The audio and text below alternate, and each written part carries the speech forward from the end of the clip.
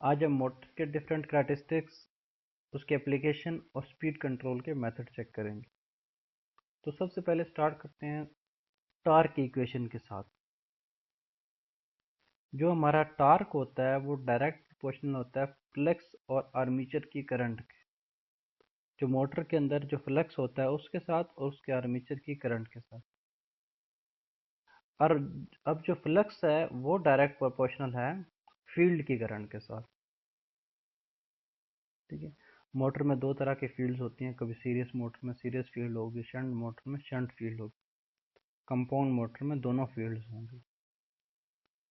तो जब flux field के डायरेक्ट प्रोपोर्शनल है तो यहाँ पे फ्लक्स फील्ड के डायरेक्ट प्रोपोर्शनल है तो यहाँ आई एफ लिख सकते हैं हम। तो टार्क डायरेक्ट प्रोपोर्शनल हुआ आर्मेचर और फील्ड की करंट के प्रोडक्ट के। यानी कि जैसे जैसे हम आर्मेचर करंट वेरी करेंगे हमारा टार्क चेंज होगा, जैसे जैसे हम फील्ड करंट वेरी करेंगे तो हमारा टार्क चेंज होगा।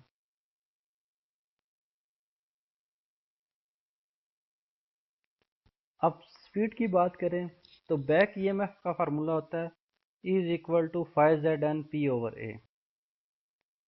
एन जो है वो स्पीड है मोटर की, आरपीएम है, पी इसके पोल्स हैं, पेयर्स में होते हैं, जी नंबर ऑफ कंडक्टर्स हैं, फाई इसका फ्लक्स है, ए इसका एरिया है। एक स्पेसिफिक मोटर के लिए number of conductor Z same होते हैं, कांस्टेंट होते हैं, ए एरिया कांस्टेंट होता है, पी पोल्स कांस्टेंट होते हैं। जो चीज़ चेंज हो रही होती है वो आरपीएम, एन और फ्लक्स, ये दोनों चीज़ चेंज हो रही होती हैं। तो बाकी चीज़ें अगर कांस्टेंट कंसिडर कर ली जाएं तो ई डायरेक्ट प्रोपोर्शनल होगा एन और फाई के। E is directly proportional to phi into N. ठीक है। तो जो स्पीड है एन जो है ये फाई अगर उधर जाके डिवाइड हो जाए तो N is directly proportional to E B by phi.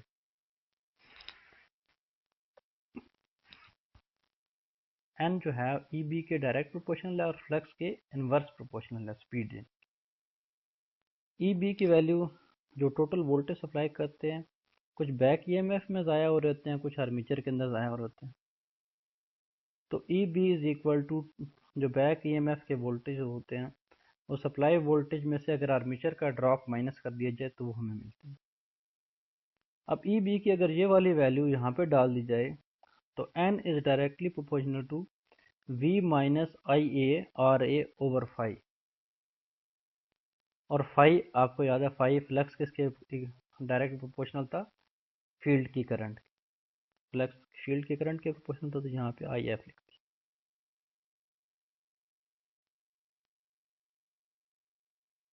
अब अगर आप एक मोटर लेते हैं शंट मोटर, शंट मोटर में जो है, शंट मोटर में जो टार्क कैरेक्टरिस्टिक्स अगर देखें तो जनरली जो टार्क की इक्वेशन है T is equal to I A into I F. जो टार्क है वो आर्मेचर और फील्ड करंट के प्रोडक्ट के डायरेक्ट प्रोपोर्शनल होता है। लेकिन डीसी मोटर के केस में जो फील्ड की करंट है वो कांस्टेंट है। अगर फील्ड की करंट कांस्टेंट है तो चीज़ फिर क्या चेंज हो रही होती है, और आर्मेचर की करंट चेंज हो रही होती है। तो हम कहते हैं टार्क वैसे वैसे चेंज हो रहा होता है जैसे जैसे आर्मेचर की करंट चेंज हो रही है। देखिए ये प्रोपोर्शनलिटी कांस्टेंट जो है, ये डायरेक्ट प्रोपोर्शनलिटी जो है, प्रोपोर्शनल का साइन इसीलिए होता है कि जिस जैसे जैसे ये चीज़ वेरी कर रही है वैसे वैसे ये वेरी करेगा। अब अगर फील्ड की करंट कांस्टेंट है तो हम ये कहते हैं कि आर्मेचर की करंट जैसे जैसे वेरी करेंगे वैसे वैसे हमारा क्या होगा, टार्क वेरी करेगा। तो ये आर्मेचर की करंट और टार्क के साथ इसका डायरेक्ट रिलेशनशिप शो की। ये टोटल टार्क दिखाया गया है, नीचे शाफ्ट का टार्क टोटल टार्क से हमेशा कम होता है, क्योंकि टार्क हमारा टार्क ज़ाया हो जाता है, कुछ उसमें फ्रैक्शन में ज़ाया हो जाता है, कुछ रिस्टोरिंग फोर्स में ज़ाया हो जाता है।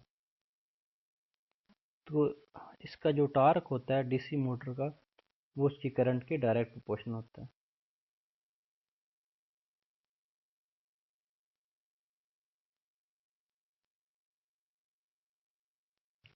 अब स्पीड की बात करते हैं। देखें स्पीड का फार्मूला था N is directly proportional to E B V minus E B by five था ना। डिवाइड, यहाँ इसके डिवाइडेड बाय आई ए भी था, sorry divided by I field, यानी कि फील्ड की,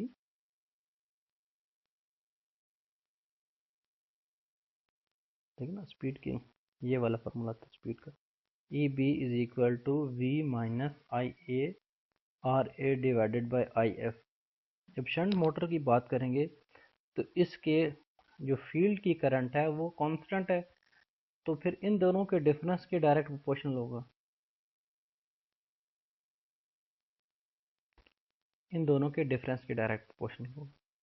अब इसकी चीज़ में देखें, ये आई ए की वैल्यू जो करंट की वैल्यू है, अब करंट की वैल्यू, आर्मेचर की करंट की वैल्यू अगर यहाँ पे 0.1 0.2 0.3 लगाई जाए, तो जितनी वाली वैल्यू अगर एक स्पेसिफिक वैल्यू से 1 से अगर कम हो जाएगी तो इसका एडिटिव इफेक्ट आ जाएगा। देखें ना, अगर करंट की वैल्यू बहुत ही थोड़ी है, 0.7 है, तो 0.7 जब इस आर की एक बड़ी वैल्यू से मल्टीप्लाई होगी तो ओवरऑल इसके इफेक्ट को और भी कम कर देगी। जैसे देखें, हमने किसी चीज़ को अगर 10 से डिवाइड करना हो तो हम उसको क्या यूँ भी कर सकते हैं, 0.1 से मल्टीप्लाई कर। अब ये वाली वैल्यू जब 1 से ज़्यादा होगी तो इसके साथ इसका रेसिप्रोकल इफेक्ट होगा, यानी कि जब ये 1 से कम होगी तो इसके साथ डायरेक्ट इंक्रीज करेगा, जब 1 से ज़्यादा होगी तो इसका, जैसे जैसे ये करंट इंक्रीज होती है हमारी स्पीड डिक्रीज होगी। देखो ना, ये यहाँ से जैसे जैसे हमारी करंट इंक्रीज हो रही है हमारी, वैसे वैसे स्पीड जो है वो डिक्रीज हो रही है। लेकिन अगर करंट की वैल्यू एक स्पेसिफिक लिमिट से कम हो जाए तो बहुत ज़्यादा बढ़ना शुरू हो जाती है।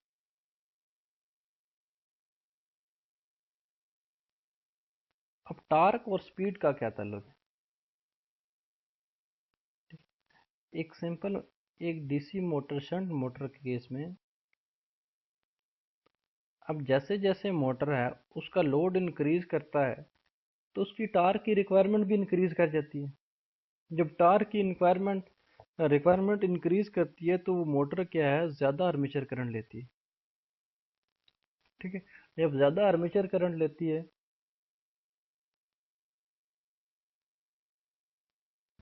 जब आर्मेचर करंट उसकी बढ़ जाती है तो आर्मेचर करंट बढ़ने से उसकी स्पीड क्या होती है, कम हो जाती है।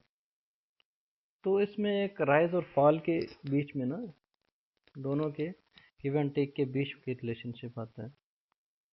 तो जैसे जैसे हमारा लोड इंक्रीज करता है टार्क भी इंक्रीज करता है, टार्क की रिक्वायरमेंट इंक्रीज करती है।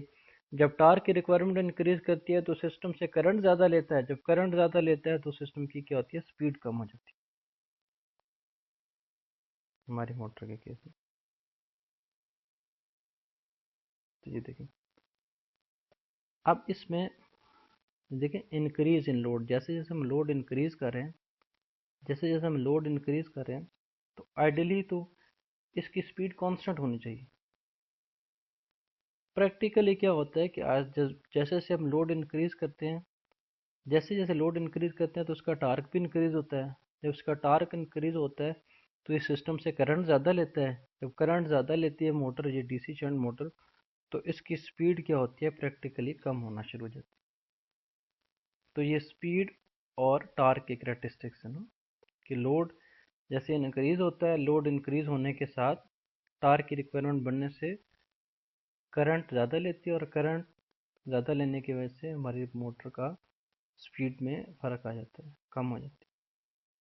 क्योंकि स्पीड का फार्मूला आपने बताया कि स्पीड, जो हमारी मोटर की स्पीड है वो करंट के इनवर्स प्रोपोर्शनल है। देखे ना, हमने ये ऊपर दूसरे में देखा था, मोटर की जैसे करंट, जब करंट ज़्यादा लेती है तो उसकी स्पीड क्या हो जाती है, कम हो जाती है।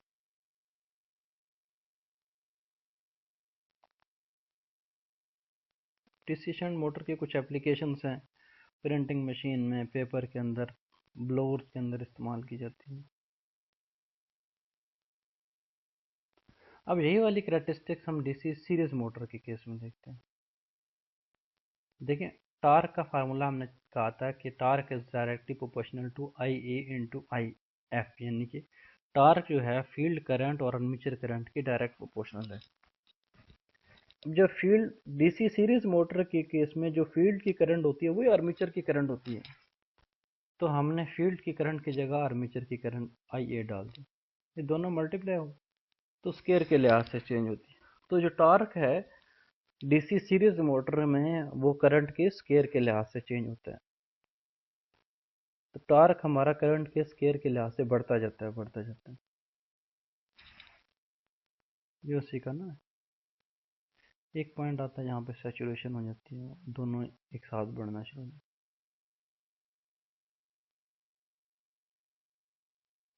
अब अगर स्पीड की बात करें तो स्पीड का फार्मूला ये वाला था, यहाँ पे आई फील्ड लिखा हुआ था। इसमें फील्ड की करंट और आर्मेचर की करंट सेम होती है। इस केस में जब फील्ड और आर्मेचर की करंट सेम होती है तो फील्ड की जगह IA लिख दिया। अब इस मोटर में सीरीज मोटर में आर्मेचर के ड्रॉप के अलावा सीरीज वाइंडिंग के भी ड्रॉप होते हैं, क्योंकि दोनों आपस में सीरीज में लगे होते हैं। जब सीरीज वाइंडिंग के ड्रॉप यहाँ मैंने माइनस कर दिए, ये दोनों माइनस कर दिए।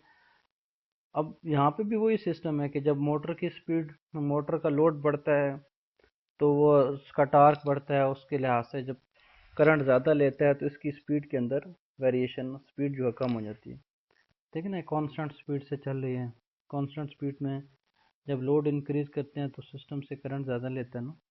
स्पीड स्पीड और आर्मेचर की करंट का क्या तल्लुक है, जैसे जैसे आर्मेचर की करंट, देखना आर्मेचर की करंट जैसे जैसे बढ़ाते हैं तो ये स्पीड क्या होती है, आहिस्ता आहिस्ता कम हो जाती है, क्योंकि नेगेटिव इफेक्ट है यहाँ पे भी है। और ये देखें, इससे आसानी से समझ आ जाएगी, N is directly proportional to 1/, inverse proportional है ना। तो जैसे जैसे स्पीड बढ़ा, आर्मेचर की करंट बढ़ाते हैं, इसकी स्पीड कम हो जाती है। इसका टार्क आर्मेचर करंट के स्केयर के इक्वल होता है, स्पीड जो है उसके इनवर्स प्रोपोर्शनल है। आप तीसरे वाले कैरेक्टरिस्टिक देखते हैं, टॉर्क और स्पीड के कैरेक्टरिस्टिक्स। देखें, टॉर्क जो था, टॉर्क आर्मेचर करंट के स्केयर के इक्वल था, और स्पीड जो है वो आर्मेचर करंट के रेसिप्रोकल है, यानी कि उसके इनवर्स है ना? अभी पिछले वाले इक्वेशन में देखा आपने, डिवाइडेड बाय IA। तो स्पीड आर्मेचर करंट के इनवर्स प्रोपोर्शनल है और टार्क क्या है, आर्मेचर करंट के स्केयर के प्रोपोर्शनल है। तो यहाँ IA की जगह हम T लगाना चाहें तो इसका स्केयर रूट आ जाएगा, क्योंकि इसके स्केयर के लिहाज से चल रही है। तो इसके स्केयर रूट के लिहाज से जो हमारा स्पीड है वो टार्क के स्केयर रूट के इनवर्स प्रोपोर्शनल होता है, यानी कि 1 divided by square root T के डायरेक्ट प्रोपोर्शनल होता है। देखिए ना, I square is equal to T है, आई स्केयर जो है वो डायरेक्ट प्रोपोर्शनल है T के, तो आई किसके इक्वल हो जाएगा, T के स्केयर रूट के। तो यहाँ T का स्केयर रूट हमें मिला, ये उसकी फिगर शो की गई है। Torque is directly proportional 1 divided by square root T। अब T की वैल्यू अगर 1 से कम होगी तो उसके लिहाज से बढ़ता जाएगा, क्योंकि मैथमेटिकल सिंपल है इसमें। डीसी सीरीज मोटर की कुछ एप्लीकेशंस हैं, पोस्ट में इस्तेमाल होती है, इलेक्ट्रिक ट्रेन में इस्तेमाल होती है, conveyor belt rapid transit system के अंदर इस्तेमाल होती है। अब टार्क और आर्मेचर करंट के दोनों के करैक्टरिस्टिक्स सब कंबाइन किए गए हैं, तो दोनों को यहाँ इकट्ठा करके दिखाया गया है। सीरीज मोटर के करैक्टरिस्टिक्स हैं, शंट मोटर के करैक्टरिस्टिक्स हैं, और उसके अलावा कंपाउंड मोटर के करैक्टरिस्टिक्स भी दिखाए गए। कंपाउंड मोटर दो तरह की होती है, एक डिफरेंशियली कंपाउंड और दूसरा कम्यूटेटिवली कंपाउंड। डिफरेंशियली कंपाउंड वो होती है जिसमें, देखें, कंपाउंड मोटर में दो वाइंडिंग्स होती हैं, एक सीरीज वाइंडिंग और एक शंट वाइंडिंग। अगर सीरीज और शंट वाइंडिंग एक दूसरे को अपोज कर रही हो तो डिफरेंशियली कंपाउंड होंगी, अगर एक दूसरे को सपोर्ट कर रही है तो कम्यूटेटिवली कंपाउंड, COM कम्यूटेटिवली कंपाउंड होंगे।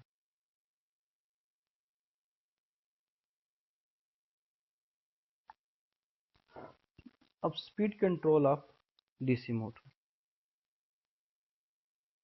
अच्छा, कुछ मोटर्स होती है जिसमें कंटिन्यूसली स्पीड चेंज रिक्वायर्ड होता है, तो उसको हम वेरिएबल स्पीड ड्राइव कहते हैं। कुछ मोटर्स होती हैं जिसमें हमें 2 या 3 फिक्स स्पीड के रीजन चाहिए होते हैं, मतलब 2-3 डिफरेंट स्पीड के रीजन का चाहिए होते हैं, उसको हम मल्टी स्पीड ड्राइव कहते हैं। अब कुछ और केसेस होते हैं जिनमें हमें स्पीड जो है थोड़ी देर के लिए हमें थोड़ी थोड़ी देर के लिए हमें स्पीड को थोड़ा बढ़ाना पड़ता है, उसको हम क्रीपिंग स्पीड कहते हैं। देखिए, सबसे पहले इसमें कंटिन्यूसली चेंज कर रहे होते हैं, उसको हम वेरिएबल स्पीड कहते हैं। जिसमें हमारे पास 2-3 रीजन्स होते हैं स्पीड के, उन पे चेंज कर रहे होते हैं तो उसको मल्टी स्पीड ड्राइव कहते हैं। अब जिसमें हमें थोड़ी देर के लिए स्पीड बढ़ानी पड़ती है तो उसको हम क्रीपिंग स्पीड कहते हैं।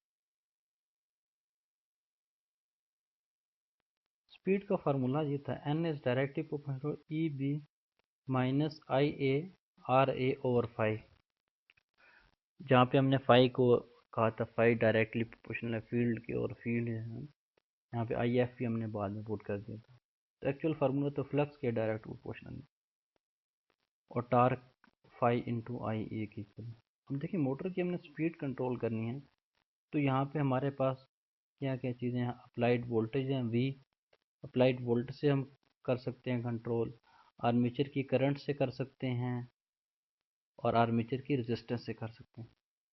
ठीक है, वही आर्मेचर की रेजिस्टेंस, और यहाँ आई एफ ये फील्ड के डायरेक्ट प्रोपोर्शनल होता है, फाई जो है, तो हम आर्मेचर की करंट से, फील्ड की करंट से, या सप्लाइड वोल्टेज से कर सकते हैं स्पीड कंट्रोल।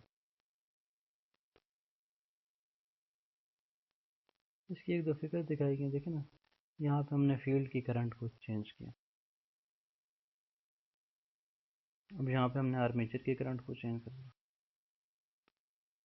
इसके अलावा हम यहाँ पे सप्लाई को वेरी करके भी हम इसकी स्पीड को कंट्रोल कर सकते हैं।